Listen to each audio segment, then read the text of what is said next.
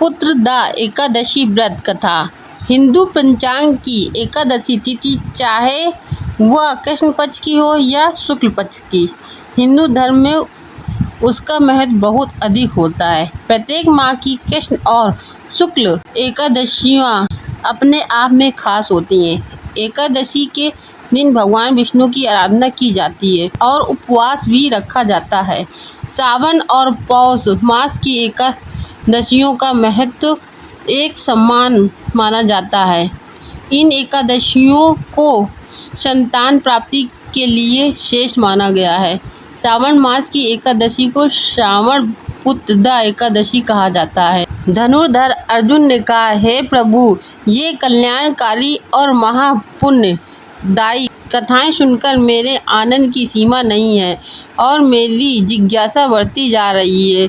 हे कमल नयन, अब आप मुझे श्रावण मास के शुक्ल पक्ष की एकादशी की कथा सुनाने की कृपा करें। इस एकादशी का क्या नाम है तथा इसके व्रत का क्या विधान है? इसमें किस देवता का पूजन किया जाता है और इसका व्रत करने से किस फल की प्राप्ति होती है?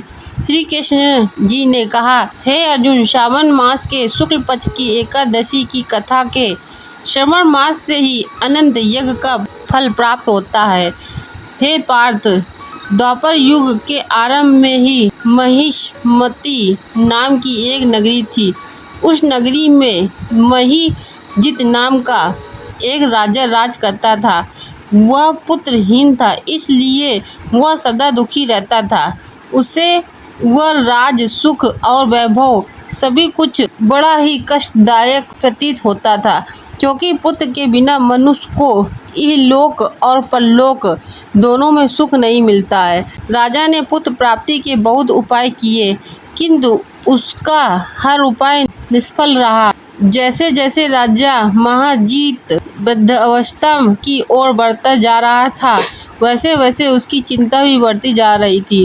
एक दिन राजा ने अपनी सभा को संबोधित करके कहा, ना तो मैंने अपने जीवन में कोई पाप किया है और न ही अन्यायपूर्वक प्रजा से धन एकत्रित किया है, न ही कभी प्रजा को कष्ट दिया है और न कभी देवता और ब्राह्मणों का निरादर किया है। मैंने प्रजा का सदैव अपने पुत्र की तरह पालन किया है, कभी किसी से ईर्ष्या भाव नहीं किया, सभी को एक समान समझा है। मेरे राज में कानून भी ऐसे नहीं है जो प्रजा में अनावश्यक डर उत्पन्न करे। इस प्रकार धर्मयुक्त राज करने पर भी मैं इस समय अत्यंत कष्ट पा रहा हूँ। इसका क्या कारण है? मेरी समझ में कुछ नहीं आ रहा है। आप इस पर विचार करें कि इसका क्या कारण है और क्या इस जीवन में मैं इस कष्ट से मुक्त हो पाऊंगा। राजा ने इस कष्ट के निवारण के लिए मंत्री आदि वन को गए, ताकि वहां जाकर किसी ऋषि मुनि को राजा का दुख बताकर कोई समाधान पा सके। वन में जाकर उन्होंने शेष ऋषि मुनियों के दर्शन किए। उस वन में वयोवृद्ध और धर्म के ज्ञाता महर्षि लोमश भी रहते थे। वे सभी जन महर्षि लोमश के पास गए। उन सबने महर्षि लोमश को दंडवत प्रणाम किया और उनके सम्मुख बैठ गए। महर्षि के दर्शन से सभी को बड़ी प्रसन्नता हुई और सबने महर्षि लोमश प्रार्थना की, हे देव, हमारे अहोभाग हैं कि हमें आपके दर्शनों का सौभाग्य प्राप्त हुआ। मंत्री की बात सुनकर लोमश ऋषि ने कहा, हे मंत्रीवर, आप लोगों की विनम्रता और सद्व्यवहार से मैं अति प्रसन्न हूँ।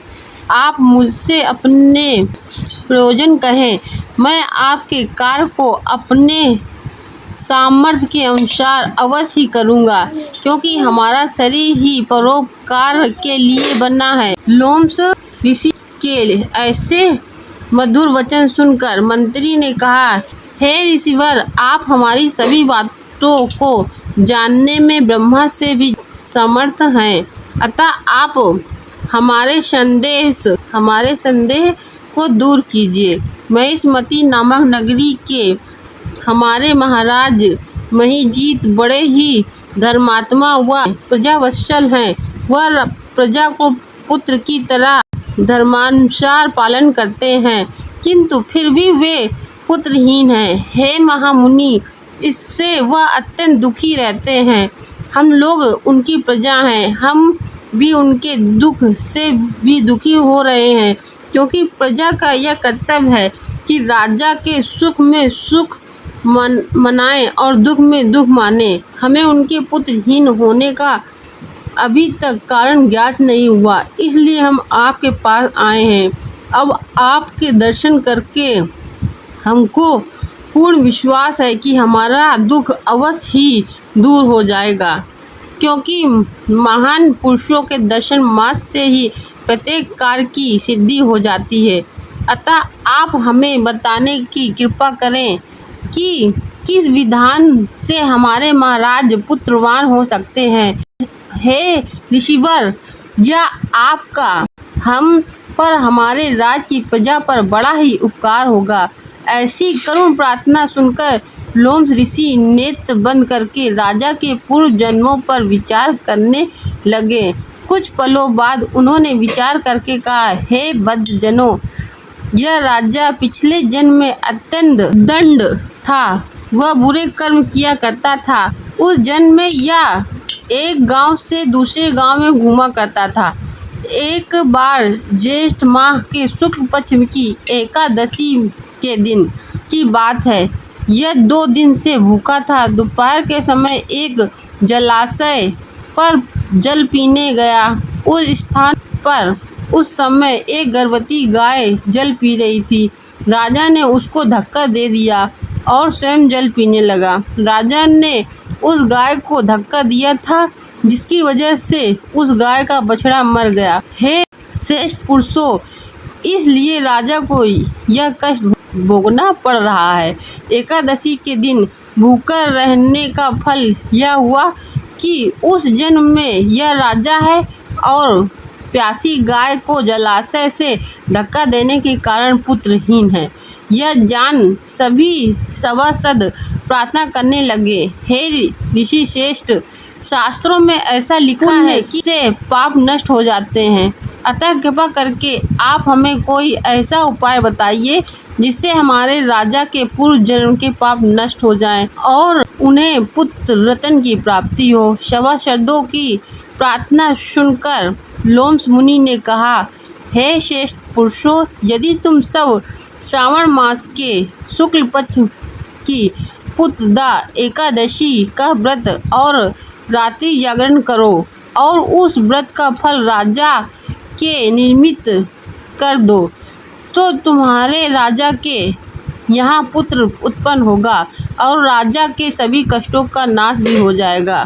इस उपाय को जानकर मंत्री सहित सभी ने महर्षि को कोटि कोटि धन्यवाद दिया तथा उनका आशीर्वाद लेकर अपने राज में लौट गए। तदुपरांत उन्होंने लोम्स ऋषि की आज्ञा अनुसार पुत्रदा एकादशी का विधान पूर्वक उपास किया और द्वादशी को उसका फल राजा को दे दिया। उस पुण्य के प्रभाव से रानी ने गर्भ धारण किया और 9 माह पश्चात एक अत्यंत तेजस्वी पुत्र को जन्म दिया। हे पांडु पुत्र, इसलिए इस एकादशी का नाम पुत्रदा एकादशी पड़ा। पुत्र की इच्छा करने वाले मनुष्य को विधान पूर्वक श्रावण मास के शुक्ल पक्ष की एकादशी का व्रत करना चाहिए। इस एकादशी के प्रभाव से इहलोक में सुख और परलोक में स्वर्ग की प्राप्ति होती है। ऐसे ही और वीडियो के लिए हमारे चैनल को सब्सक्राइब करें और वीडियो को लाइक करके कमेंट में श्री शिवाय नमस्तुभ्यम हर हर महादेव जरूर लिखें।